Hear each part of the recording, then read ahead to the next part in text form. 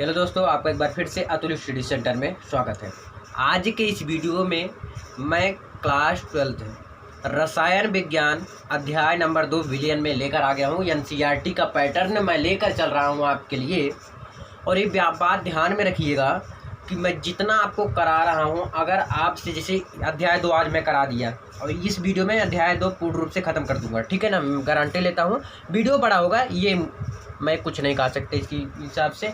Video अगर last तक आप देखते हैं तो मैं कहता हूँ आप अध्याय 2 में आपसे कहीं भी पेपर में आ गया अगर, तो आप कर ले जाएंगे, स्कोर अच्छा नंबर कर ले जाएंगे। अब एक बात ये ध्यान रखना, ये जो मैं लिखा हूँ जल्दी जल्दी में, तो मैं ये जल्दी जल्दी लिखने में ये ऐसा राइटिंग गया है और कोई बात नहीं है, क्योंकि कई वीडियो शूट करना पड़ता है मुझे दिन में, इसी कारण बस ये ऐसा गया है जल्दी जल्दी लिखने के कारण ही, ठीक है ना। अब देखिए आगे इसमें, तो ये जो यह है इसको ध्यान रखिए। अब देखिए मैं समझाता हूँ, एक एक करके पूरा बारीकी से समझाऊंगा और लास्ट तक आप देखते रहिएगा, बहुत मज़ा आने वाला है वीडियो में, ठीक। यदि आप देख लेते हैं तो आपको मैं कहता हूँ गारंटी से कि आप अच्छा स्कोर कर ले जाएंगे एग्जाम में। आपकी बार 4 कराना है, ये जयकारा लगा के चलना है। और यदि आप क्लास 12th में या 10th में हैं तो चैनल को जल्दी से सब्सक्राइब कर ले, क्योंकि क्लास 12th का हर एक सब्जेक्ट का मैं लेकर चल रहा हूँ इस समय। तो जरूर सब्सक्राइब करें, क्योंकि इस बार आपकी बार तहलका एकदम मचाने वाले हैं सब लोग। तो चलिए स्टार्ट करते हैं आज का वीडियो। देखिए क्लास 12th है, फिजिक्स केमिस्ट्री है, अध्याय 2 फिजिक्स का भी चल रहा है, अध्याय 2 उसमें भी पढ़ा रहा हूँ मैं। तो देखिए बिलियन सबसे पहला आ जाता है। बिलियन किसे कहते हैं, यानी कि बिलियन पार्ट है। तो बिलियन क्या होता है, 2 पदार्थों का समांग मिश्रण, यानी कि जब 2 पदार्थ आपस में मिलते हैं उसे क्या कहते हैं, विलयन कहते हैं। और ये 2 प्रकार के होता है, एक होता है विलेय और एक होता है विलायक। एक विलेय होता है, एक विलायक होता है। अब विलेय समझिए क्या होता है, जल्दी जल्दी मैं लिखा था तो इसलिए सॉरी। देखिए विलेय क्या होता है, विलयन में जिसके मोलों की संख्या कम होती है उसे विलेय कहते हैं। और विलायक क्या होता है, विलयन में जिसके मोलों की संख्या ज़्यादा होती है। इसमें क्या होता है ध्यान दीजिए, विलेय विलायक एक बार समझा दूँ यहाँ पर। विलेय क्या होता है और विलायक क्या होता है,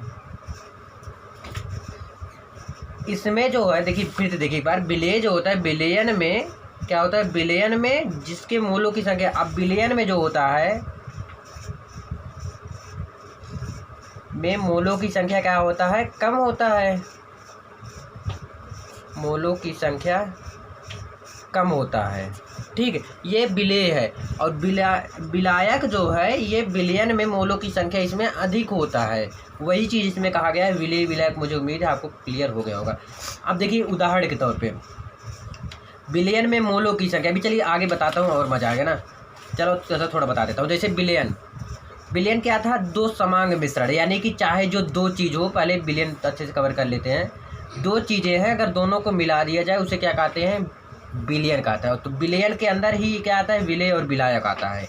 तो विलयन में जिसके मोलों की संख्या कम होती है उसे विलेय कहते हैं। विलयन में जिसके मोलों की संख्या ज़्यादा होती है उसे विलायक कहते हैं।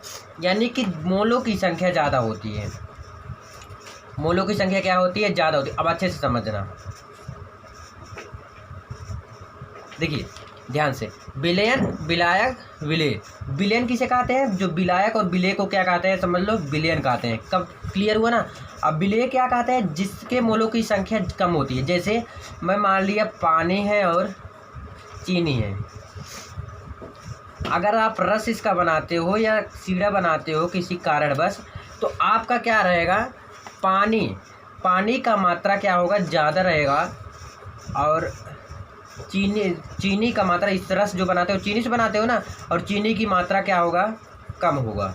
समझ में आ रहा बात ना। जैसे अगर ये टैंक है, अब यहाँ तक इसको अगर पानी से भर देते हो आप यहाँ तक, तो इसमें चीनी कितना डालोगे आप, चीनी डालोगे कम से कम इतना ही चीनी डालोगे, थोड़ा और ज़्यादा डाल दोगे, लेकिन मतलब पानी कितना चीनी नहीं डालोगे। मान लेते हैं चीनी हो गया और ये क्या हो गया, पानी हो गया, सॉरी पीना लिख दिए थे, पानी होगा ना। तो चीनी और पानी, ठीक क्लियर हुआ। मैं एक एक कवर करने वाला हूँ। तो इसमें पानी क्या हुआ, पानी की मात्रा अधिक है ना, तो पानी इसमें विलायक हुआ। और चीनी की मात्रा कम है तो चीनी क्या हुआ, इसमें विलेय हुआ, ठीक है ना। ये कवर हो गया। चलिए अगला देखते हैं। विलयन के प्रकार भौतिक अवस्था में देखिए, पहले ठोस का गैस में, फिर ठोस का ठोस में, द्रव के ठोस में, मतलब एक बार ठोस का गैस में बदलना, एक बार ठोस का द्रव में बदलना, एक बार ठोस का गैस में बदलना, मतलब ऐसे सबका एक बारीकी से करेंगे 1 by 1। ठीक है ना, देख लीजिए, आप वही लिख लीजिएगा, गैस का गैस में, गैस का द्रव में। ठीक, ये प्रकार है भौतिक अवस्था के आधार पर। ठीक है ना, अब अगले पेज में चलते हैं और अगला कुछ सीखते हैं। अब क्या करना है, सांद्रता के आधार पर, अगला हेडिंग है के आधार पर विलयन के प्रकार की। सांद्रता के आधार पर विलयन कितने प्रकार के होते हैं? 2 प्रकार की, एक तनु विलयन, एक सांद्र विलयन। अब दोनों के बारे में अच्छे से अध्ययन करेंगे। चलो करते हैं एक एक करके। देखिए, सांद्रता के आधार पर विलयन कितने प्रकार के होते हैं? 2 प्रकार के होते हैं, एक तनु विलयन, एक सांद्र विलयन। तनु विलयन क्या होता है? ऐसे विलयन जिसमें विलेय की बहुत कम मात्रा धुली हो, तो इस प्रकार के विलयन को तनु विलयन कहते हैं। ठीक है ना, जैसे विलयन जिसमें विलेय की बहुत कम मात्रा। अब विलेय क्या होता है, अब आपको कम पता चल गया होगा। देखो, मैं बताया था जिस प्रकार विलेय, इसमें क्या था, मान लेते हैं चीनी पानी में, तो इसमें क्या था, विलेय चीनी मान लिया था, और विलय क्या मान लिया था, पानी मान लिया था। ठीक है, अब इसमें कहा है ऐसे विलयन जिसके विलेय की बहुत कम मात्रा धुली हो, तो इसी प्रकार, यानी कि जो चीनी है ये कम मात्रा अगर धुली हो तो उसे क्या कहते हैं, तनु विलयन। और सांद्र विलयन एकदम उल्टा होता है। चलते हैं अगले देखते हैं। सांद्र विलयन है ऐसे विलयन जिसमें विलेय के बहुत अधिक मात्रा धुली हो। किसकी मात्रा? विलेय की बहुत अधिक मात्रा धुली हो, तो इस प्रकार के विलयन को सांद्र विलयन कहते हैं। समझ में आया ना, जिसकी ज़्यादा मात्रा धुली हो। ठीक, ये भी कवर हो गया होगा आपको। अब देखते हैं विलेयता के आधार पर विलयन के प्रकार। ये भी देखिए 3 प्रकार के होते हैं, संतृप्त विलयन, असंतृप्त विलयन और अति संतृप्त विलयन। कितने प्रकार के होते हैं? 3 प्रकार के, संतृप्त विलयन, असंतृप्त विलयन, अति संतृप्त विलयन। ये भी कवर हो गया होगा, क्योंकि देखिए विलेयता के आधार पर मुख्य तौर पे समझ में आ रहा होगा ना, विलेयता के आधार पर कितने प्रकार के होते हैं? संतृप्त विलयन, असंतृप्त विलयन और अति संतृप्त विलयन। क्लियर हुआ ये तीनों? अब एक एक करके एक एक का अध्ययन लेंगे। चलते हैं नेक्स्ट पेज में और उसका एक एक करके बारीकी से समझेंगे। अब देखेंगे आप संतृप्त विलयन क्या होता है। संतृप्त विलयन ऐसे विलयन जिसमें विलेय की और मात्रा ना धुली जा सके, तो इस प्रकार के विलयन को संतृप्त विलयन कहते हैं। क्लियर हुआ ना, मतलब जितना भी मात्रा है उसमें और भी मात्रा ना धुली जा सके उसे संतृप्त विलयन कहते हैं। क्लियर हुआ होगा? फिर से एक बार देखते हैं। विलेय और जो है कि विलेय और विलायक आपको समझा दिया था, तो विलेय देखिए बार बार आ रहा है, तो आपको समझ जाना चाहिए। विलेय चीनी को मैं समझ लिया था, और विलायक किसको मैं समझा था? पानी को, क्योंकि विलेय की मात्रा कम होनी चाहिए जहाँ विलेय, और विलायक की मात्रा मोलों की संख्या से अधिक होना चाहिए। ठीक है ना। अब देखेंगे फिर से संतृप्त विलयन, ऐसे विलयन जिसमें विलेय की और मात्रा ना धुली जा सके, तो इस प्रकार के विलयन का संतृप्त विलयन कहते हैं। तो ऐसे विलयन को क्या कहते हैं? संतृप्त विलयन कहते हैं।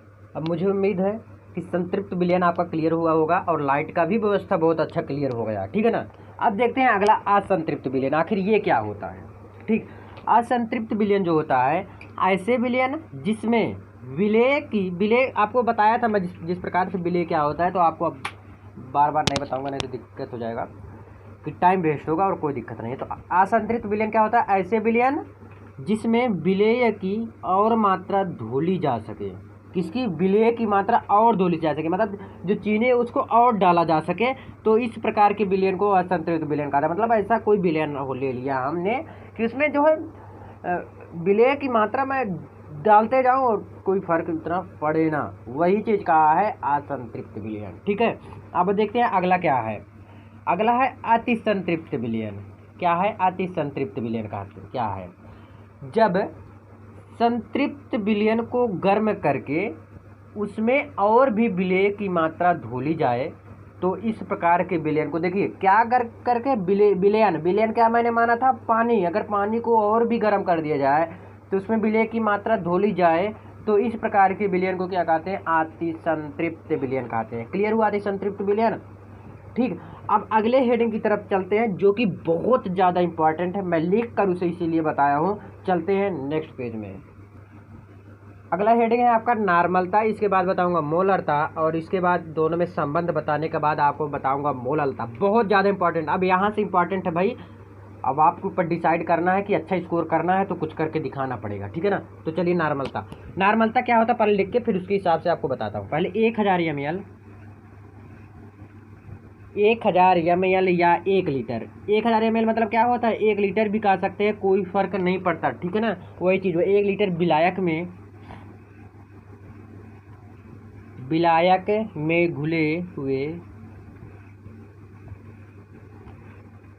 विलायक में घुले हुए किसी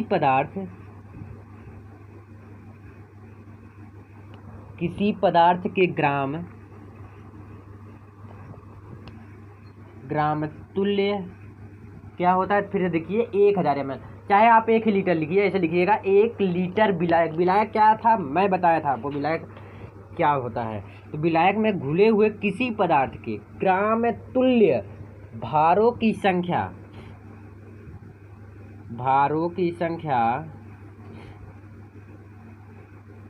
नॉर्मलता कहलाती है।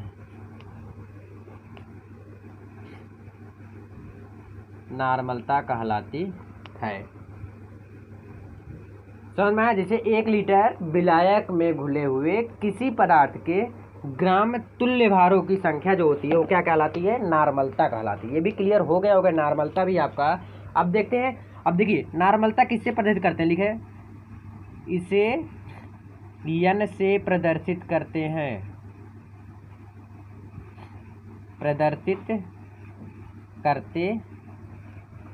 क्लियर हुआ। इसे किससे प्रदर्शित करते हैं, इसे n से प्रदर्शित करते हैं। वो क्या होता है, वो नॉर्मलता होता है और इसे n से प्रदर्शित करते हैं। और इसका मात्रक भी देख लेते हैं। इसका मात्रक जो होता है वो होता है ग्राम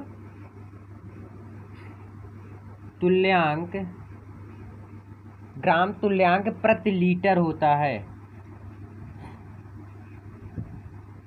क्या होता है, ग्राम तुल्यांक प्रति लीटर होता है। क्या होता है, नॉर्मलता यह होता है, ठीक है ना। अब देखिए, अब इसका फॉर्मूला क्या होता है, तो n बराबर क्या हो गया, मात्रा प्रति तुल्यांकी भार बटे आयतन। आयतन किस में लेना है, लीटर में लेना। आयतन जब भी लेना तो उस किस में लेना, लीटर में, ठीक है ना। ये भी आपको नॉर्मलता क्लियर हो गया। अब देखिए जैसे नॉर्मल बिलियन के लिए नॉर्मलता कितना लेते हैं, क्योंकि मैं बारीकी से समझा रहा हूँ ना, बिल्कुल आसान तरीके से। लिखिए थोड़ा और इसके बारे में चर्चा कर लेते हैं। नॉर्मल, अब जैसे यहाँ तक अगर लिख देंगे तभी आपको पूरा नंबर मिलेगा, लेकिन बेसिक से मैं बता रहा हूँ ना, मतलब हर एक चीज़ बताऊँगा। तो क्या है, नॉर्मल बिलियन की नॉर्मल बिलियन की नॉर्मलता कितना होता है, 1 होता है, हमेशा याद रखना। और अगला क्या है, सेमी नॉर्मलता की मात्रा, या कह सकते हैं सेमी नॉर्मल की नॉर्मलता, ऐसे कर दीजिए, नॉर्मल की नॉर्मलता। सेमी नॉर्मल की नॉर्मलता कितना होता है, 1/2 होता है, ठीक है ना। ये भी आपको क्लियर हो गया होगा। अब आगे देखते हैं डेसी। जैसे एक बार नॉर्मल, एक बार सेमी, अब डेसी, फिर सेंटी याद कर लेंगे। जैसे सब कुछ आना आपको जरूरी है। डेसी नॉर्मल की नॉर्मलता,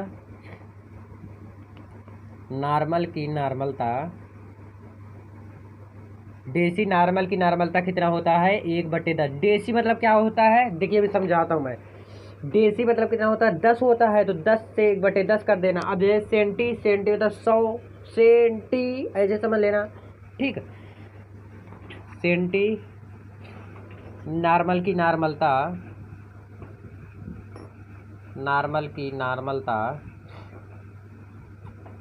कितना होता है, 1/100 होता है। क्लियर हुआ। अब ये, अब मुझे उम्मीद है नॉर्मलता भी आपको क्लियर हो गया होगा। बारीकी से मैं समझाया हूँ बहुत ही अच्छी तरीके से कि नॉर्मलता क्या होता है। 1000 या 1 लीटर, ऐसे कहिए, 1 लीटर विलायक में घुले हुए जो पदार्थ की मात्रा होती है और किसमें, तुल्य भारों की संख्या को नॉर्मलता कहते हैं। और इसे n से प्रदर्शित करते हैं। किससे प्रदर्शित करते हैं, n से इसे प्रदर्शित करते हैं। और इसे क्या कहते हैं, नॉर्मलता कहते हैं, ठीक है ना। इसे n से प्रदर्शित करते हैं और इसे नॉर्मलता कहते हैं। अब चलते हैं अगले पेज में, देखते हैं मोलरता क्या होता है। चलिए अगले पेज में, अगला है आपका मोलरता। मोलरता क्या होता है पहले लिख देते हैं और फिर आपको समझाता हूँ, फिर आपको क्या होगा समझ में आ जाएगा। चलिए समझते हैं और समझाते हैं। देखिए इसमें भी 1000 ml रहता है ml या 1 लीटर विलायक क्या है, 1000 ml या 1 लीटर विलायक में धुले हुए किसी पदार्थ की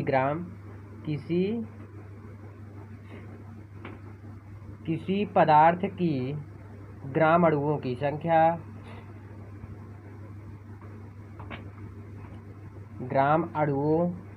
क्या होता है, ग्राम अणुओं या मोलों की संख्या, ऐसे कह दीजिए, ग्राम अणुओं या मोलों की संख्या क्या कहलाती है। देखिए फिर से 1000 ml या 1 लीटर विलायक में धुले हुए किसी पदार्थ की ग्राम अणुओं या मोलों की संख्या को मोलरता कहते हैं। कितना इजी है ना, मोलरता कहते हैं।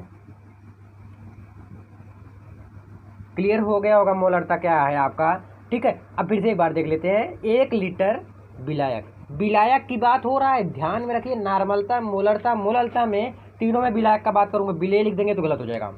और विलायक क्या होता है ये आपको पता है। तो 1 लीटर विलायक में धुले हुए किसी पदार्थ की ग्राम अणुओं या मोलों की संख्या को क्या कहते हैं, मोलरता कहते हैं। क्या कहते हैं, मोलरता कहते हैं। 1 लीटर विलायक में धुले हुए किसी पदार्थ की ग्राम अणुओं की या मोलों की संख्या को मोलरता कहते हैं। ये मोलरता का रहा है डिफिनेशन। और इसे देखिए, नॉर्मलता था तो यन से ना से स्टार्ट होता ना, ये में देखिए मोलरता यानी से मा से क्या इंग्लिश होता है, यम होता है, तो इससे यम से प्रदर्शित करते हैं। आपको इस तरह नहीं बताएगा कोई शायद, इसे यम से प्रदर्शित करते हैं।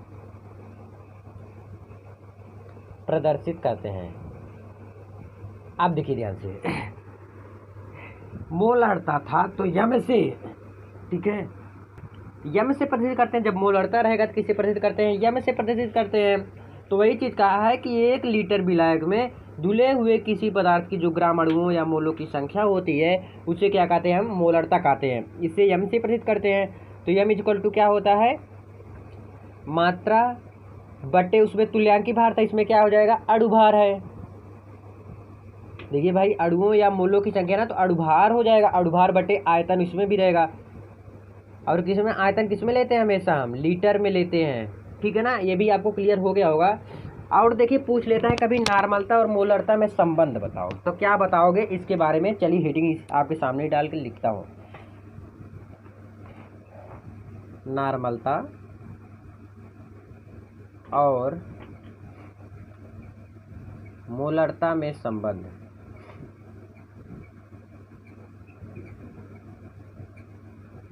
चलिए अच्छे संबंध इसके बारे में देखते हैं। नॉर्मलता और मोलरता में संबंध पूछता है, आपके एग्जाम में पूछ सकता है। क्योंकि देखिए मैं जितना बता रहा हूँ बहुत ही इंपॉर्टेंट और अच्छा है, ठीक है। चलिए टाइम ना वेस्ट करूँ।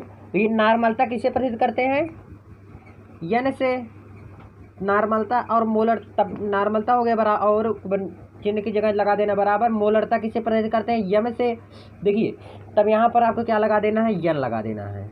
समझ में आया कैसे बताया मैं अभी, इसका कोई वैसा कुछ जुगाड़ नहीं है। देखिए नॉर्मलता तो यन बराबर, मोलरता है तो यन लगा देना। यही जान लीजिए, कैपिटल जो यन था यहाँ पर स्मॉल यन लगा देना। अब इसके बारे में देख लेते हैं, यन क्या है। आपको पता है नॉर्मलता होता है यन,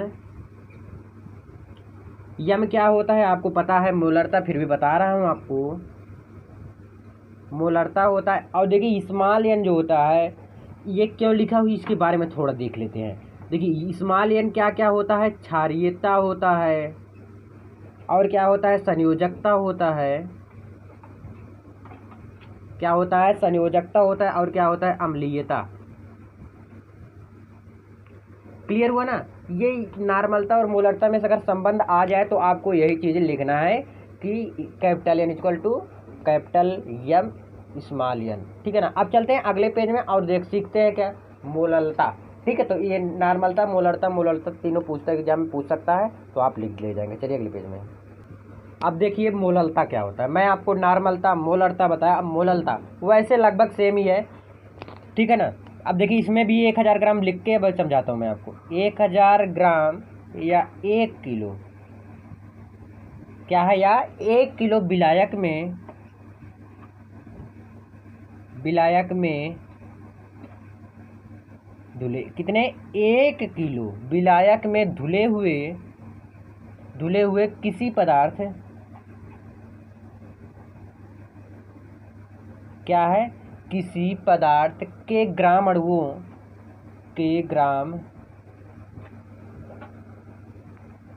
अणुओं या क्या है, अणुओं या मोलों की संख्या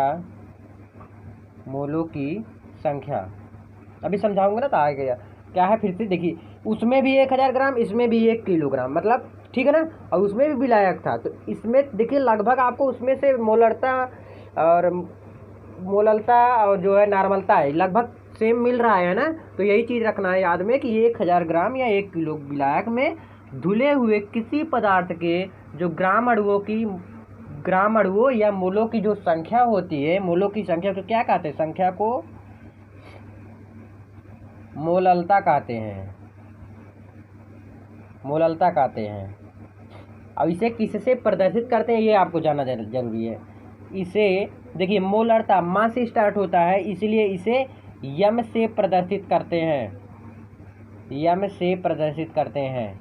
मैं एक देखिए, नॉर्मलता था, ना से स्टार्ट होता तो यन से प्रदर्शित करते हैं, मोललता है तो यम से प्रदर्शित करते हैं, और मोलरता को भी यम से प्रदर्शित करते हैं, और इसे भी यम से प्रदर्शित करते हैं। एक बात ये ध्यान रखना, जो मोललता है उसे स्मॉल एम से, मोललता को स्मॉल एम से और मोलरता को कैपिटल एम से प्रदर्शित करते हैं। क्लियर हुआ?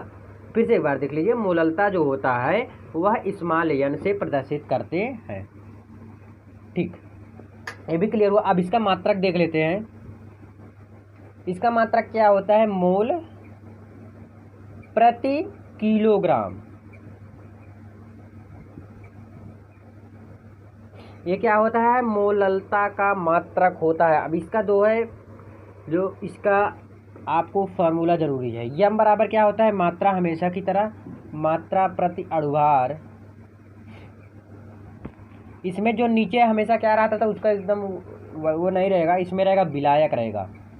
क्या रहेगा, विलायक रहेगा। किसमें, विलायक का भार किसमें रहेगा, किलोग्राम में। किसमें रहेगा, किलोग्राम में विलायक का भार भी इसमें निकालते हैं। अब अगला हेडिंग है आपका, जो है आपके सामने लिख रहा हूँ, मोल अंश या मोल प्रभाज। बहुत ज़्यादा इंपॉर्टेंट है, इसको भी अच्छे से कवर करके ही जाना। मोल अंश या मोल प्रभाज, मतलब कुछ भी आ जाए तो एक ही चीज़ है, समझ लीजिएगा। मोल अंश या मोल प्रभाज ये क्या होता है, पहले लिख लेते हैं, फिर उसके बाद आपको समझाता हूँ। लिखिए, किसी बिलियन, क्या है, किसी बिलियन में विलेय या विलायक। देखिए फिर से, किसी बिलियन में विलेय या विलायक के मोलों की संख्या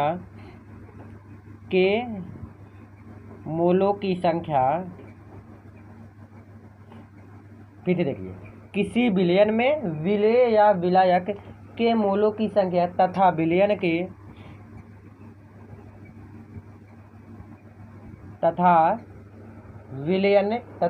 के कुल मोलों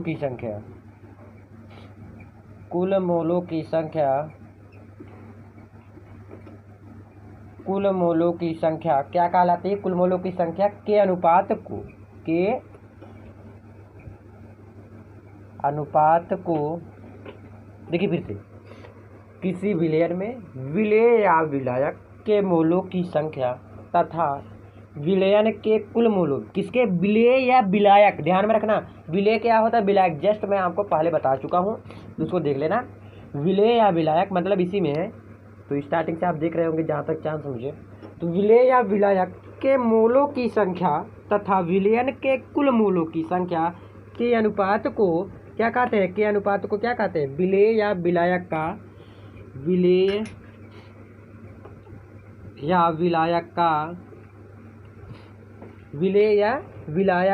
का मोल प्रभाज कहते हैं। मोल प्रभाज या मोल अंश कहते हैं। ठीक है, क्लियर हुआ मोल अंश या मोल प्रवाह। देखिए फिर से, अब इसको अच्छे से फिर से समझेंगे, ठीक है ना। अब देखिए क्या है, फिर से एक बार देख लीजिए। विलयन में क्या है, विलेय या विलायक, क्या क्या लिया हूँ मैं, विलेय लिया हूँ और विलायक लिया हूँ। और इसमें जो मोलों की संख्या, विलेय और विलायक में जो मोलों की संख्या होता है उसी के अनुपात को हम क्या कहते हैं, मोल अंश या मोल प्रभाज कहते हैं। अब देखिए मोल प्रभाज का परिभाषा तो आपने जान लिया, ठीक है ना। परिभाषा आपको जब पता हो गया तब इसका जो है फॉर्मूला देख लेते हैं। तो मोल प्रभाज का क्या होता है, मोल प्रभाज इक्वल टू, मोल प्रभाज क्या होता है, small n upon small n plus capital N, ठीक है ना। अब स्मॉल एन क्या होता है, देखिए स्मॉल एन जो होता है वो विलेय का मोल होता है, विलेय का मोल होता है स्मॉल एन, और कैपिटल एन जो होता है विलायक का मोल होता है, वो विलायक का मोल, ठीक है ना। यही चीज करना था। अब देखिए, अब अगले पेज में हम चलते हैं, थोड़ा विसरण तथा परासरण के बारे में जानते हैं और उसकी बहुत ज़्यादा इंपॉर्टेंट है जो, चलते हैं और अगले पेज में, ठीक है ना। चलो अब अगला हेडिंग आपका क्या है, विसरण तथा परासरण में अंतर। दोनों में अंतर पूछता है एग्जाम में, मोस्ट इंपॉर्टेंट है, इसको भी पढ़ लेना अच्छी तरह से। देखिए अब ध्यान से, विसरण, विसरण क्या होता है, विसरण के लिए देखिए मैं विसरण 2 बार लिख दिया था तो सॉरी, इसलिए विसरण परासरण में अंतर देखिए आप, विसरण के किसी माध्यम की आवश्यकता नहीं होती, विसरण में जो है किसी माध्यम की आवश्यकता नहीं होती, जबकि परासरण में जो है, परासरण के लिए अर्ध पार में झिल्ली होना आवश्यक है। जो झिल्ली होता है, अभी देखिए मैं आप आगे बताऊंगा कि झिल्ली क्या होता है, अर्ध पार में झिल्ली क्या होता है, झिल्ली के बारे में आगे चर्चा करूंगा। तब तक इतना ही जान लीजिए आप कि जो परासरण के लिए अर्ध पार में झिल्ली का होना आवश्यक है, का होना आवश्यक है, ठीक है ना। अब देखिए अगला, विसरण में ही देखिए अब अगला, विसरण की क्रिया अधिक सांद्रता से कम सांद्रता की ओर जाती है, किसकी, अधिक से कम। जैसे मैं यहाँ पर लिखा हूँ, जैसे 6 है, 5 है, 4 है, 3, और ये देखिए एक अल्टरनेट मतलब कम ही होता चला जा रहा है। तो इसी को जो ज़्यादा से कम होता है, ज़्यादा से जो कम होता है वही होता है, ठीक है ना। अब देखिए इसमें, अब इसी प्रकार देखिए 6, 5, 4, 3, 2, 1 मतलब बढ़ता चला जाता है। और इसका सेम उल्टा ये होता है परासरण। परासरण क्या होता है, यह क्रिया कम सांद्रता से अधिक सांद्रता की ओर जाती है, किस पे जाती है, कम सांद्रता से अधिक सांद्रता की ओर जाती है। क्लियर हुआ ना आपको, एकदम दोनों उल्टा है। अब तीसरा देखिए इसमें, विसरण की क्रिया गैसों में होती है, किस में होती है, गैस में विसरण की क्रिया होती है, जबकि परासरण में गैस की क्रिया कोई आवश्यकता नहीं पड़ता। देखिए पढ़ लेते हैं, परासरण की क्रिया प्रायः भिन्न सांद्रता के द्रवों में नहीं होती है। मुझे उम्मीद है आपको अल्टरनेटिव समझ में आया होगा। फिर से बात देख लीजिए, विसरण क्या होता है, पहले बड़ा रहेगा फिर छोटे होकर चला जाएगा, और परासरण जो रहेगा उसे में इससे उल्टा होता है। यह क्रिया क्या होता है, कम सांद्रता से अधिक सांद्रता की ओर जाता है, ठीक है ना। अब अगला देखिए, झिल्ली। अब आगे क्या आ जाता है, झिल्ली, जिससे मैं बताया कि झिल्ली अब आगे आप पढ़ेंगे।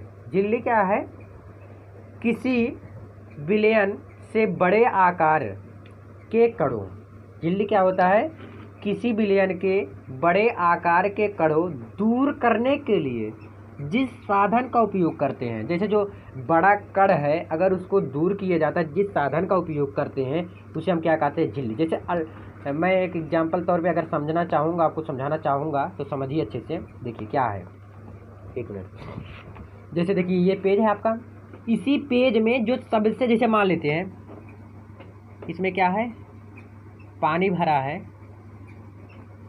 अगर इसमें चीनी डालेंगे क्या हो जाएगा, नीचे जम जाएगा। लेकिन अगर कोई ऐसा चीज, ठीक है ना, अब इसके आगे देखिएगा, मान लेते हैं ये आपका रहा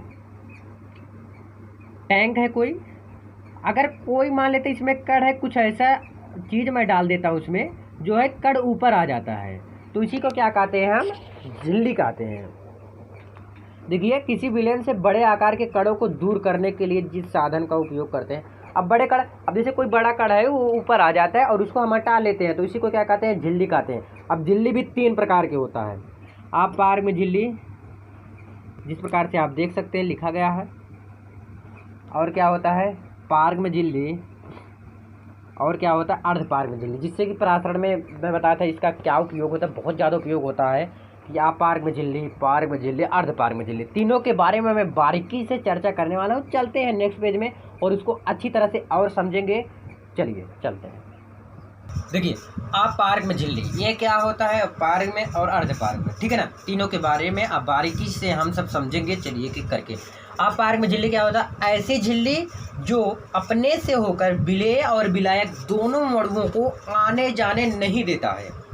यानी कि ये भैया क्या करते हैं कि अपने जाते हैं और किसी को जाने आने नहीं देते हैं। इसी को क्या कहता है, फिर से एक बार देखते हैं। ऐसी झिल्ली जो अपने से होकर, जैसे मान लेते हैं अभी जनरल कोच का है डिब्बा और उसमें आप हल गए।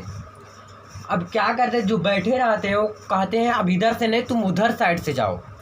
लेकिन ये गलत है, क्योंकि उनका डिब्बा तो है नहीं, वो खड़े हो सकते हैं या हट सकते हैं, किसी प्रकार से वो हट इधर उधर हो सकते हैं। लेकिन यही चीज़ बोलते, तो वही चीज़ आप पार्क में झिल्ली ज़बरदस्ती करता है कि इधर से किसी को आने का नहीं, ठीक है। तो यही चीज़ इसमें विलायक दोनों अणुओं को आने जाने नहीं देता, यानी विलेय और विलायक को आने जाने नहीं देता। जैसे मैं चीनी पानी को उदाहरण लिए थे, यानी कि चीनी पानी को आने जाने नहीं देगा। ये होता है आप पार्क में झिल्ली। अब चलते हैं, अब पार्क में झिल्ली देखते हैं ये क्या होता है आखिर।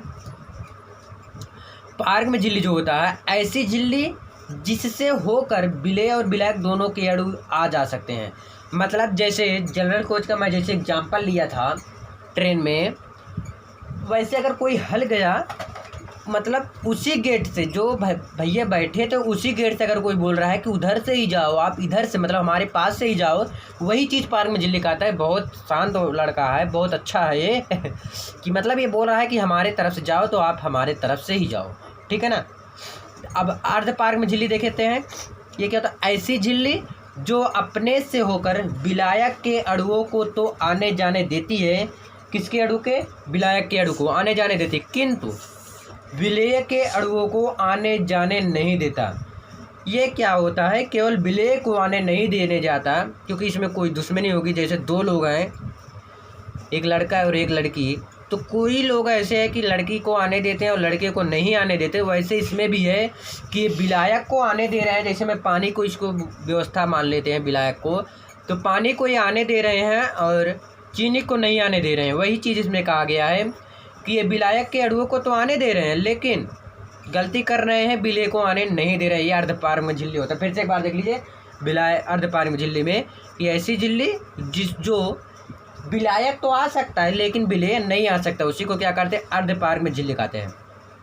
अब अगला क्या है, वायल वांट हाफ का नियम। बहुत ज़्यादा इंपॉर्टेंट है भाई साहब, बहुत ज़्यादा इंपॉर्टेंट है। इस नियम के अनुसार स्थिर ताप पर किसी विलयन का परासरण दाब उसकी सांद्रता के समानुपाती होता है। और इसी नियम को क्या कहते हैं, इसी नियम को हम कहते हैं वायल वांट हाफ का नियम, ठीक है ना। फिर से एक बार देखते हैं, इस नियम के अनुसार स्थिर ताप पर उसकी सांद्रता के समानुपाती होता है। अब जैसे इसी में मैं समझाता हूँ फिर से एक बार आपको। जैसे मान लेते हैं कि P प्रोपोर्शनल C, ये चीज़ आपको लिखना भी, उसके नीचे आप लिख दीजिएगा P प्रोपोर्शनल C। तो क्या हो गया, P/C हो गया, ठीक है ना। यही चीज़ कहा है, तो यही चीज़ अगर आप लिख देंगे तब भी सही हो जाएगा। और भी इसमें लिख सकते हैं आप, ठीक है। नहीं ऐसे मत लिखिएगा, P ऐसे मत लिखिएगा, क्योंकि P प्रोपोर्शनल में है तो बटे में थोड़ी ना आएगा। तो ऐसे लिख दीजिएगा, P प्रोपोर्शनल C लिख दीजिएगा। P क्या होता है और C क्या होता है, C सांद्रता होता है और P क्या होता है, परासरण दाब। ये भी आपको लिख देना है,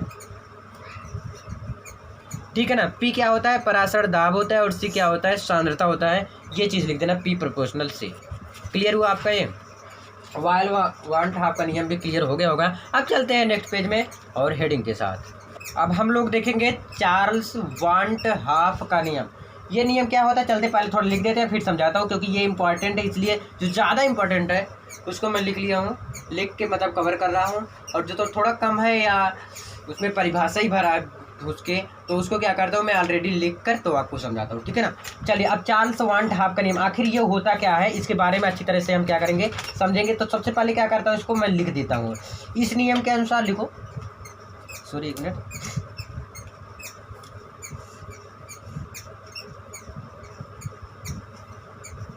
इस नियम के अनुसार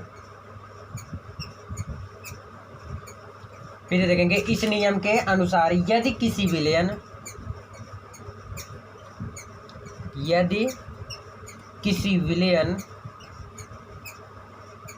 क्या है, इस नियम के अनुसार यदि किसी विलयन की सांद्रता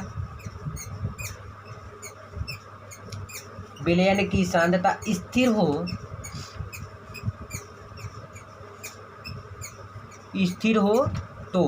हो तो उसका परासरण दाब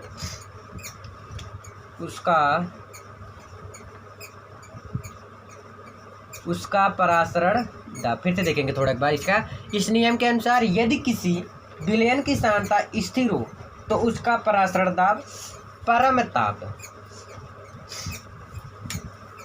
परम ताप के समानुपाती होता है।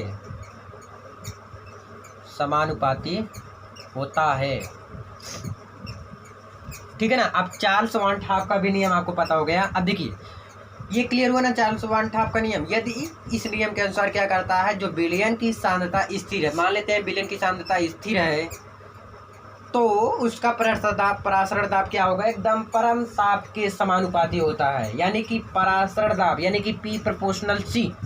ठीक है, चलिए करके दिखाता हूँ। P प्रोपोर्शनल T, ये फॉर्मूला समझ लो। अब देखो दोनों नियम क्या है अभी बताता हूँ।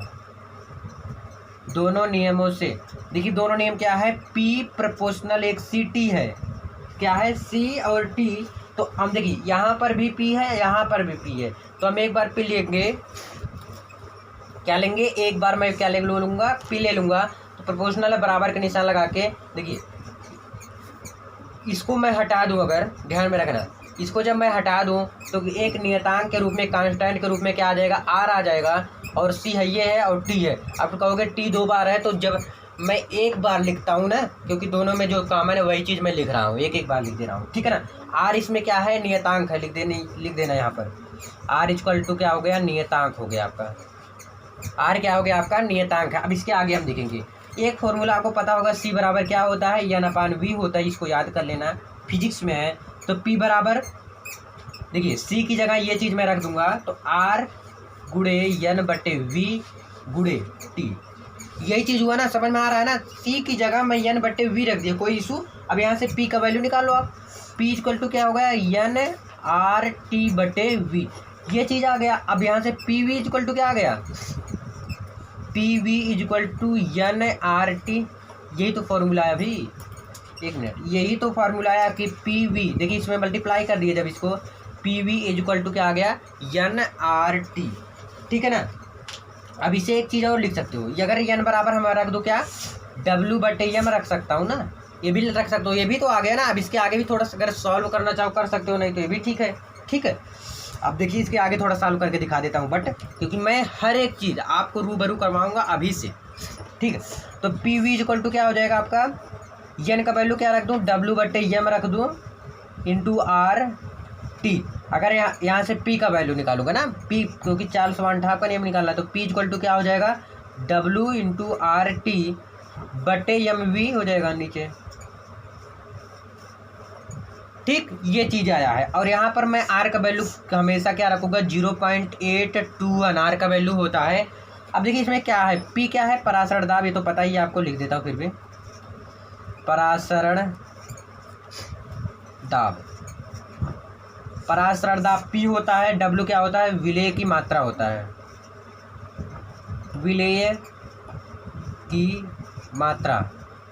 ये W यहाँ पर है ना, विलेय की मात्रा होता है। M क्या होता है, अणुभार होता है।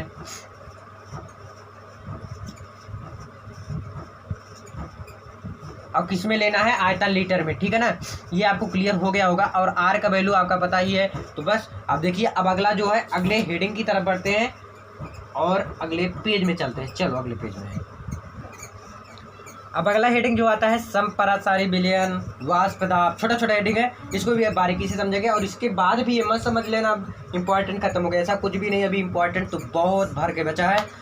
ठीक है, चलिए, समपरासारी विलयन क्या होता है, ऐसे विलयन जिसके परासरण दाब का मान समान हो उसे मतलब जिसका परासरण दाब का मान जब समान रहेगा उसे क्या कहेंगे, समपरासारी विलयन कहते हैं। क्लियर हो गया, बहुत आसान है यार। समपरासारी जिसका क्या होता है, परासरण, ऐसे समझ लेना, परासारी यानी कि परासरण दाब जिसका बराबर होता है उसे क्या कहते हैं? समपरासारी विलयन कहते हैं। क्लियर हुआ? अब अगला है जो वाष्प दाब। वाष्प दाब क्या होता है? जब किसी विलयन का परासरण दाब उसके वायुमंडलीय दाब के बराबर होता है। किसके बराबर होता है? वायुमंडलीय दाब के। क्या होता है? जब किसी विलयन का परासरण दाब वायुमंडलीय दाब के बराबर होता है तो उसे क्या कहते हैं? वाष्प दाब कहते हैं। किसके बराबर होता है? वायुमंडलीय दाब के बराबर होता है तो उसे क्या कहते हैं? परासरण दाब कहते हैं। ठीक है ना? अब ये क्लियर हुआ। अब वाष्प दाब में चलते हैं। अब वाष्प दाब क्या होता है? जब किसी विलयन का परासरण दाब उसके वायुमंडलीय दाब के बराबर होता है तो उसे क्या कहते हैं? वाष्प दाब कहते हैं। किसके बराबर होता है? वायुमंडलीय दाब के जब बराबर होता है तो उसे अब क्या कहते हैं? वाष्प दाब कहते हैं। ठीक है ना?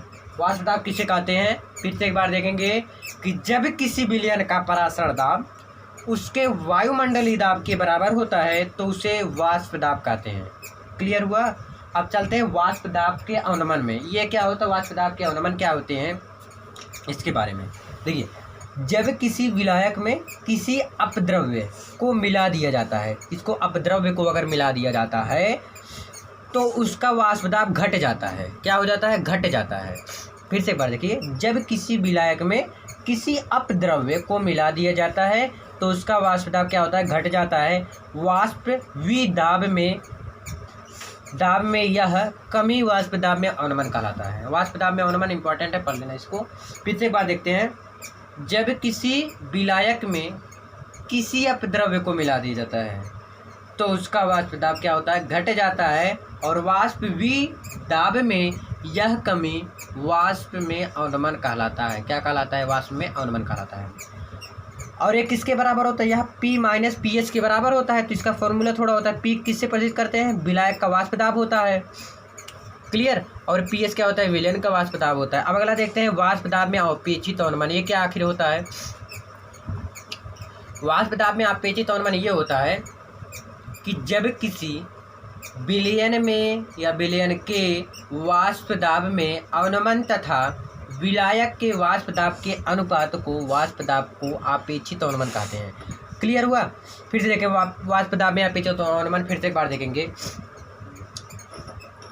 किसी विलयन, मान लेते हो कोई विलयन हो, किसी विलयन के वाष्प दाब में अवनमन तथा विलायक के वाष्प दाब के अनुपात को वाष्प दाब का क्या कहते हैं? अपेक्षित अवनमन कहते हैं। ठीक? और P minus PS upon P इसका फॉर्मूला रहा। ठीक है ना? अब चलते हैं अगले पेज में और कुछ और अच्छी तरह से सीखते हैं। चलो, अब देखिए राउल्ट का नियम क्या होता है? बहुत ज़्यादा इंपॉर्टेंट, वेरी वेरी इंपॉर्टेंट है आपके एग्जाम में पूछने का राउल्ट का नियम। फिर से एक बार देखते हैं इसको, अच्छी तरीके से समझते हैं कि राउल्ट का नियम आखिर होता क्या है। राउल्ट का नियम ये कहता है कि किसी विलयन के वाष्प दाब में आपेक्षिक अवनमन विलय के मोलर प्रभाज्य के बराबर होता है। किसके बराबर होता है? मोलर प्रभाज्य के बराबर होता है। फिर से इसको अच्छे से समझेंगे। फिर से बात, किसी विलयन के वाष्प दाब में अपेक्षित अवनमन विलय के मोलर प्रभाज्य के बराबर होता है। किसके बराबर होता है? मोलर प्रभाज्य के बराबर होता है। ये क्या कहलाता है? राउल्ट का नियम कहलाता है। ठीक है ना? इसे क्या कहते हैं? राउल्ट का नियम कहते हैं। फिर से एक बार देखते हैं इसको।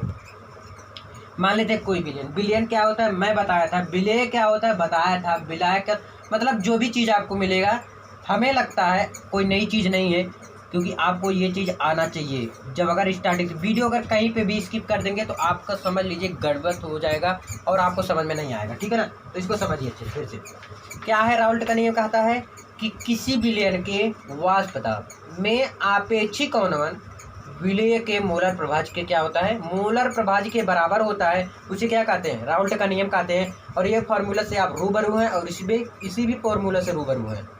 तो P minus PS upon P is equal to small n upon small n plus capital N, यानी कि छोटका एन और बड़का एन।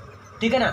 ये राउल्ट का नियम का फॉर्मूला है। इसको अच्छी तरीके से तैयार कर लेना, क्योंकि राउल्ट का नियम आपके एग्जाम में पूछेगा। अब P क्या है? इसमें विलायक का वाष्प दाब P होता है। PS क्या है? विलयन का वाष्प दाब। और स्मॉल एन क्या है? विलय के मोलों की संख्या है। स्मॉल एन क्या है? विलय के मोलों की संख्या है। अब विलायक देखते हैं। अभी कैपिटल एन भी बताए थे। विलायक के मोलों की संख्या क्या होता है? कैपिटल एन होता है। विलायक के मोलों की संख्या कैपिटल एन होता है। ये भी अब आपको अच्छे से क्लियर हो गया होगा। अब चलते हैं, देखते हैं अगला जो है क्वथनांक उन्नयन क्या होता है। ये भी बहुत ज़्यादा इम्पोर्टेंट है। क्वथनांक उन्नयन इसे कहते हैं जैसे कोई विलयन में कोई अपद्रव्य मिला दिया जाए। क्या दिया जाए? अपद्रव्य मिला दिया जाए।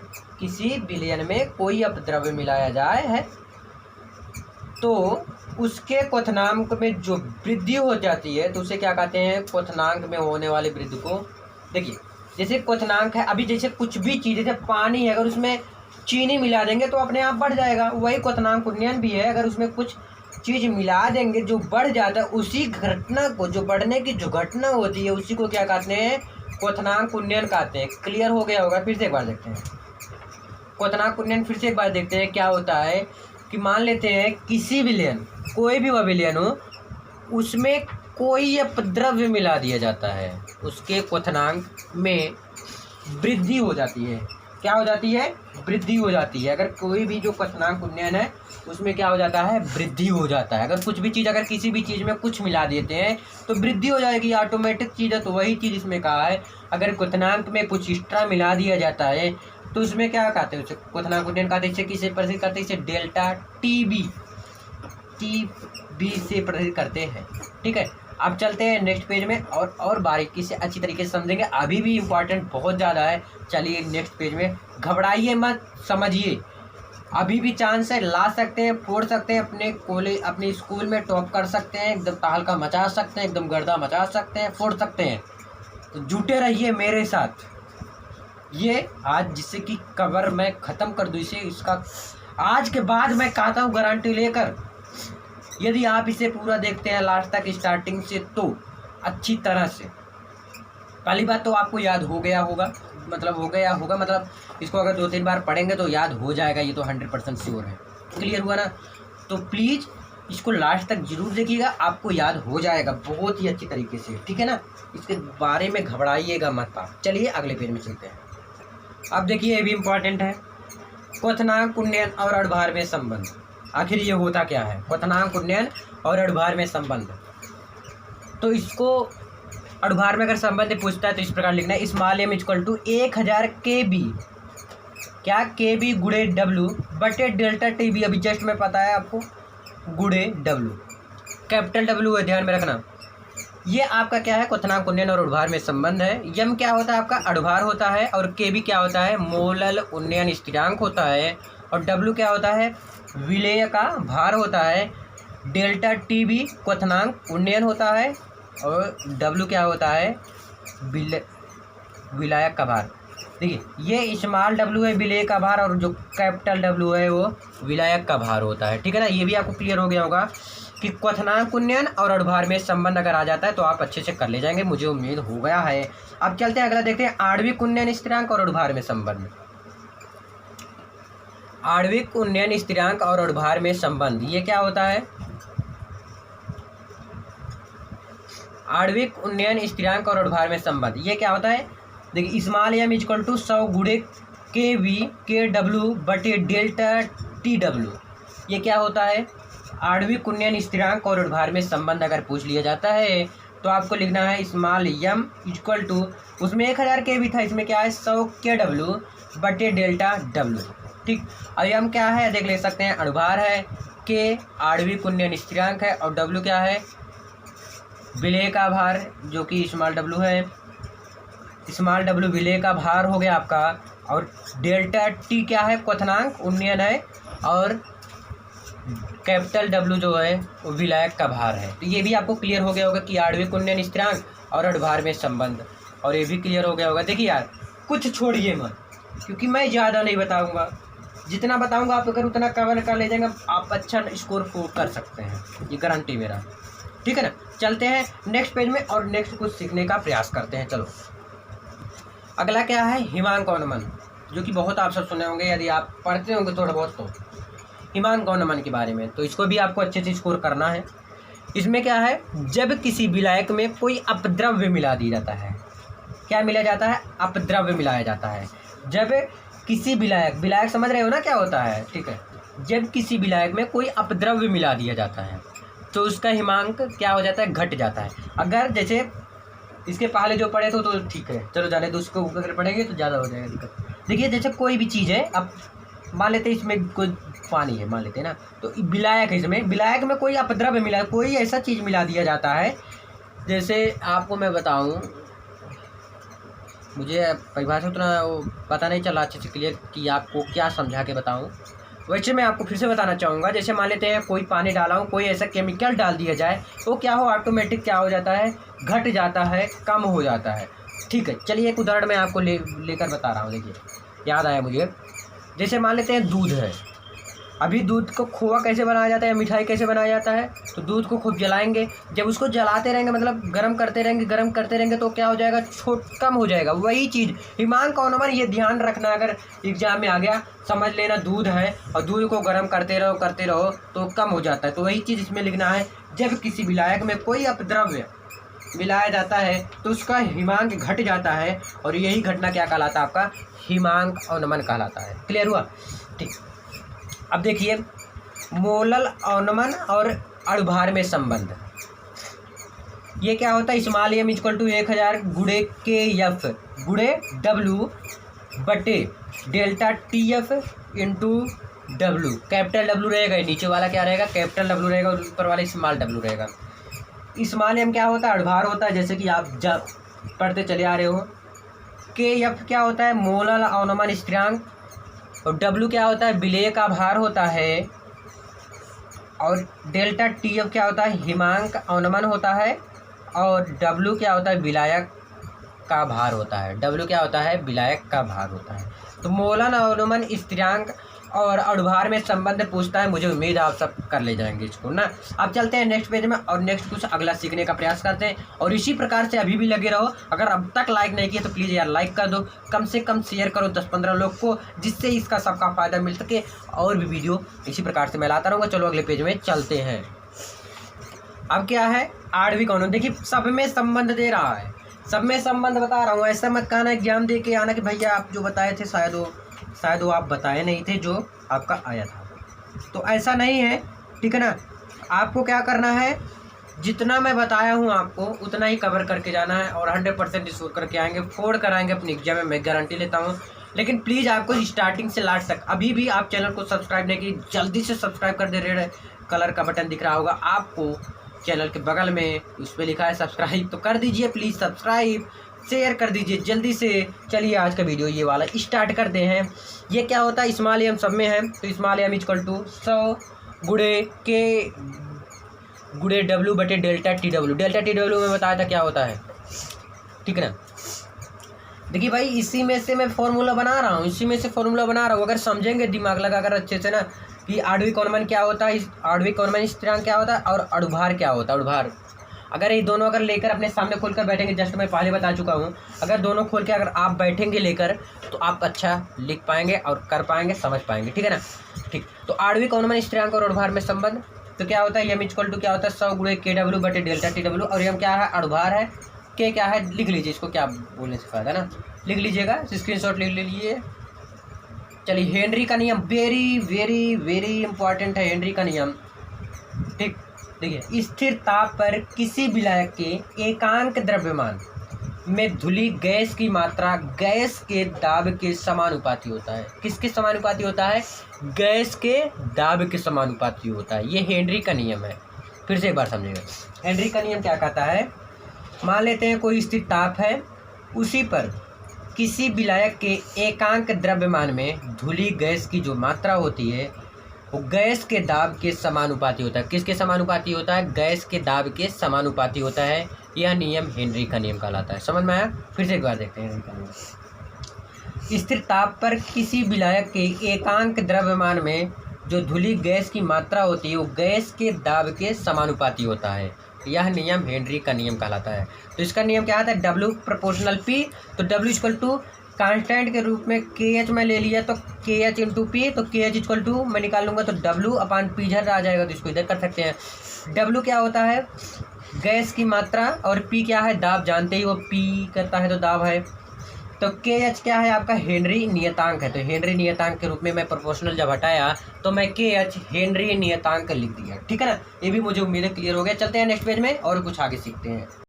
अब देखते हैं क्या हेनरी के नियम का उपयोग, जैसे कि हेनरी का नियम मैं आपको बताया, अब उसका उपयोग भी देख लेते हैं।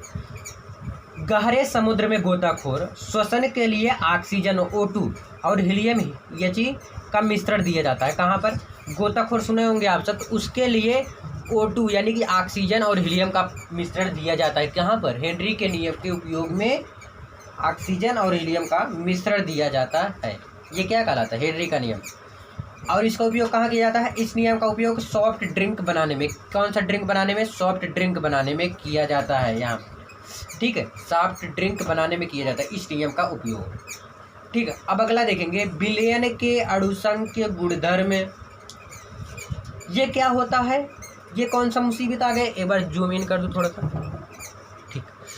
विलयन के अणुसंख्य गुणधर्म क्या होता है, किसी विलयन में ऐसे गुण जो विलयन में उपस्थित विलेय के कणों की संख्या पर निर्भर करते हैं। किस पे निर्भर करते हैं, विलेय के कणों की संख्या पर। किसके, विलेय आपको पता है जो उसके कण होते हैं उसकी संख्या पर क्या निर्भर करता है, विलयन के अणुसंख्य गुणधर्म जो है वो निर्भर करता है। और उसी को क्या कहते हैं, उसे अणुसंख्य गुणधर्म कहते हैं। उसी को क्या कहते हैं, अणुसंख्य गुणधर्म किसे कहते हैं, बता देना। ऐसे विलयन जिसमें गुण, जो विलयन में, ऐसे विलयन जिसमें उपस्थित विलेय के जो कण होते हैं उसी संख्या पर निर्भर करता है। किस पे निर्भर करता है, अणुसंख्य गुणधर्म पर। जो विलेय होता है वो किस पे निर्भर करता है, अणुसंख्य गुणधर्म पर। उसी को क्या कहते हैं, अणुसंख्य गुणधर्म। जैसे वाष्प दाब में अनुमान, हिमांक में अनुमान, ये सब भी मैं बताया और देखिए और आगे भी। अगला क्या आ जाता है, समायन प्रभाव। इसको थोड़ा जूम इन और कर दूं, ठीक, हाँ। अब देखिए समायन प्रभाव क्या होता है, किसी विलयन में समान आयनों की उपस्थिति, समायन मतलब समान। देखिए यार, जो हेडिंग होता है, हेडिंग से आप चाहो तो निकाल सकते हो सब कुछ, हेडिंग से आप चाहो तो निकाल सकते हो और ना चाहो तो ना भी निकाल सकते हो। लेकिन आपसे मैं कहूँगा जो हेडिंग रहता है उसी हेडिंग से आप सब समझ जाइएगा और उसी से निकालिएगा। तो समायन प्रभाव क्या है कि किसी विलयन में समान आयनों की उपस्थिति में विलेय पदार्थ की विलेयता घट जाती है। किसकी घट जाती है, विलेय की जो पदार्थ होता है उसमें घट जाता है। किसमें, समायन प्रभाव जब काम करता है अपना तो उसमें क्या घट जाता है, विलेय की विलेयता घट जाता है और इस प्रभाव को समायन प्रभाव कहते हैं। एक बार और देखते हैं इसको अच्छी तरह से। किसी विलयन में समान आयनों की उपस्थिति, यदि समान आयन उपस्थित हो उसमें किसी विलयन में, तो उसमें जो विलेय पदार्थ की विलेयता क्या होती है, घट जाती है। इसी प्रभाव को क्या कहते हैं, समायन प्रभाव कहते हैं। अब एग्जाम्पल के तौर में समझेंगे, जैसे जल में AgCl की विलेयता NaCl, सोडियम क्लोराइड की उपस्थिति में घट जाते हैं। जैसे AgCl है तो NaCl की उपस्थिति, जैसे NaCl की उपस्थिति हुई तो क्या हुआ, घट जाएगा। अब जैसे मैं ट्रेन का इसमें बहुत ज़्यादा उदाहरण ले रहा हूँ, इसमें भी ले रहा हूँ। जैसे रिजर्वेशन कोच है और AC कोच है, तो आप किस में जाना पसंद करेंगे, अगर आपके पास पैसा है तो AC कोच में जाएंगे ना, तो उसका वैल्यू किसका घट रहा है, आपका रिजर्वेशन का घट रहा है। जैसे अब मान लेते हैं, दो एग्जाम्पल आप लेते हैं, रिजर्वेशन एक जनरल है, यानी कि जो आपका सीट एक है और एक धक्का मुक्की खड़ा होना है, तो आप किस में जाना पसंद करेंगे, शायद सीट पे बैठना पसंद करेंगे।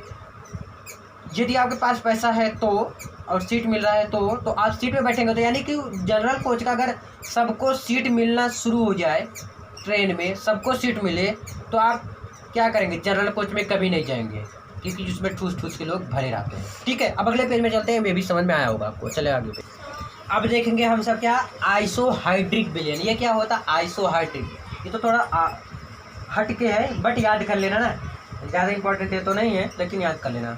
चलिए, आइसोहाइड्रिक विलयन क्या होता है, ऐसे विलयन जिनके लिए समान ताप पर हाइड्रोजन आयन की संख्या समान हो। किसके, ऐसे विलयन जिनके लिए समान ताप पर हाइड्रोजन आयन की संख्या क्या हो, समान हो, आइसोहाइड्रिक विलयन कहलाते हैं। ऐसे विलयन का पीएच मान क्या होता है, ऐसे विलयन का पीएच मान भी क्या होता है, समान होता है। ठीक है, ऐसे विलयन जिनके लिए समान ताप पर हाइड्रोजन आयन की संख्या समान हो, आइसोहाइड्रिक विलयन कहलाते हैं। ठीक, और ऐसे विलयन का पीएच मान क्या होता है, समान होता है। ये भी आइसोहाइड्रिक विलयन हुआ। ठीक है ना, अब देखिए ये भी क्लियर हुआ। अब आगे देखते हैं आदर्श विलयन क्या होता है। ये विलियन राउल्ट के नियम का 100% पालन करता है। राउल्ट का नियम जिसे मैं जस्ट पहले बता चुका था, ठीक।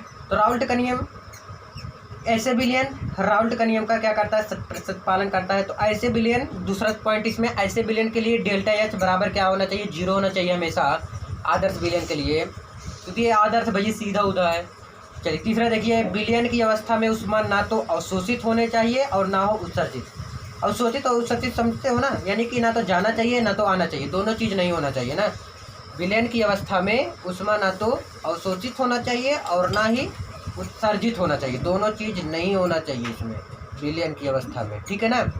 ना तो ऊर्जा जैसे मान लेते हैं, ऊष्मा मान लेते हैं, वो तो ना जाना चाहिए ज़्यादा ना तो ज़्यादा आना चाहिए, समझ में आया ना। अवशोषित और उत्सर्जित का यही मतलब था। चौथा पॉइंट देखेंगे, इसमें जो है डेल्टा वी, इसका मान क्या होना चाहिए, 0 होना चाहिए, अर्थात विलयन अवस्था में आयतन में अंतर नहीं होना चाहिए। यानी कि जब डेल्टा वी बराबर 0 है तो उस अवस्था में आयतन में कोई अंतर किसी भी प्रकार से नहीं होना चाहिए। वो क्या कहलाता है, आदर्श विलयन। आदर्श विलयन समझ में आया ना। एक बार देख लीजिए, स्क्रीनशॉट ले लीजिए, लिख लीजिए। मैं चाहूँगा अगर लिखते हो तो बहुत बेटर है, आपके जैसा कोई है ये नहीं। चलते अगले पेज में, जल्द ही इसको ख़त्म करने का प्रयास करते हैं। ख़त्म होने वाला ही है, घबराइए मत, भागिए मत, कहीं भटकिए मत, क्योंकि इससे आसान कहीं नहीं बताया जाएगा। एक वीडियो में आपको इतने आसानी के साथ नहीं बताया जाएगा। आपसे कोई कहीं से भी पूछे आप बता ले जाएंगे। चलो अगले वीडियो में, अगले पेज में चलते हैं। अब अगला क्या है, आणविक उन्नयन और मोलल उन्नयन, जिससे मैं बताया था कि आपको आगे मिलेगा और आपका मिल गया। आणविक उन्नयन और मोलल उन्नयन, ठीक है ना। अब देखिए इसके बारे में, 100 ग्राम विलायक में किसी अवाष्पशील वैद्युत अनपघट्य का 1 मोल घोलने पर क्वथनांक में होने वाले उन्नयन आणविक उन्नयन स्थिरांक कहलाता है। इसे कैसे दर्शाते हैं, फिर से देखिए। आणविक उन्नयन स्थिरांक जो होता है, अगर 100 ग्राम विलायक है, क्या है, विलायक में किसी अवाष्पशील वैद्युत अनपघट्य का 1 मोल घोल दिया जाए तो क्वथनांक में जो होने वाला उन्नयन स्थिरांक आणविक उन्नयन स्थिरांक कहलाता है। उसे कैसे प्रदर्शित करता है, समझ में आया ना। एक बार पढ़ के सुना देता हूँ आपको तो आ जाएगा। क्या है, 100 ग्राम विलायक में किसी अवाष्पशील वैद्युत अनपघट्य का 1 मोल, मान लेते हैं 100 ग्राम विलायक है। एक बार पेज में फिर से चलते हैं। मान लेते हैं 100 ग्राम क्या है, विलायक है आपका, ठीक है ना। और इसमें 100 ग्राम क्या है, विलायक है। इसमें फिर क्या आ रहा है, अनपघट्य 1 मोल घोलने पर क्वथनांक में होने वाला उन्नयन स्थिरांक आणविक स्थिरांक, जिसे इसमें कुछ भी 1 मोल मिला दिया जाए। कितना मिला दिया जाए, 1 मोल मिला दिया जाए। जो इसमें वृद्धि होगा, जो इसमें अंतर आएगा, उसी को क्या कहते हैं, आणविक उन्नयन स्थिरांक कहते हैं। क्लियर हुआ। अब देखते हैं अगला मोलल उन्नयन स्थिरांक। ये क्या होता है, देखिए भैया, आणविक उन्नयन स्थिरांक जो था उसमें 100 ग्राम था और मोलल उन्नयन स्थिरांक में 1000 है। तो इसमें क्या है, 1000 विलायक में किसी वैद्युत अनपघट्य में होने वाली, देखिए फिर से, 1000 ग्राम विलायक में किसी वैद्युत अनपघट्य के 1 मोल घोलने पर क्वथनांक में होने वाला उन्नयन मोलल उन्नयन स्थिरांक कहलाता है। जैसे 1000 विलायक है, मान लेते हैं, सपोज दैट, मान लेते हैं क्या है, 1000 विलायक है। अगर उसी में कोई वैद्युत अपघट्य के लिए 1 मोल घोल दिया जाता है तो उसी के क्वथनांक को क्या कहते हैं, मोलल उन्नयन स्थिरांक कहते हैं, ठीक है ना। अब देखिए अगले की तरफ बढ़ते हैं। ये मुझे उम्मीद है आपको क्लियर पता हो गया होगा। अब लास्ट है इसमें जो है 1/2 गुणक। ये क्या होता है, गुणांक भी कहते हैं, कहीं गुणक भी कहीं कहते हैं। तो आप जो मन है वो लिखिएगा। तो 1/2 गुणक देखते हैं इसके बारे में।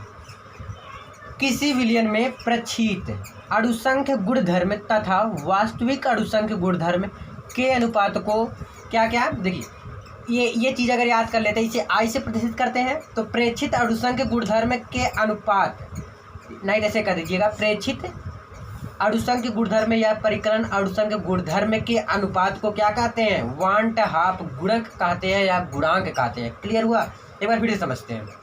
1/2 गुणक, किसी विलयन में प्रेक्षित अणुसंख्य गुणधर्म, प्रेक्षित अणुसंख्य गुणधर्म तथा वास्तविक अणुसंख्य गुणधर्म, इसको वास्तविक भी कह सकते हैं, गुणधर्म के अनुपात को क्या कहते हैं, 1/2 गुणक कहते हैं या 1/2 गुणांक कहते हैं। एक बार इस तरह देखिए, प्रेक्षित अणुसंख्य गुणधर्म या परिकलन और संघ गुणधर्म के अनुपात को क्या कहते हैं, 1/2 गुणक कहते हैं। तो बस दी एंड हुआ लेसन 2। मुझे उम्मीद है ये आपको अच्छी तरह से, अगर लास्ट तक शुरू से देखे हैं तो 100% आपसे कोई भी अगर कोई भी डिफिनेशन पूछता है तो 100% कर ले जाएंगे। तो यदि आप क्लास 12th में हैं तो प्लीज़ चैनल को ज़रूर सब्सक्राइब करें, अपने दोस्तों के साथ ज़्यादा से ज़्यादा शेयर करें इसी प्रकार से वीडियो पाने के लिए। तो चलते हैं, मिलते हैं नेक्स्ट वीडियो में। और अभी तक लाइक नहीं की तो जल्दी से लाइक कर दो।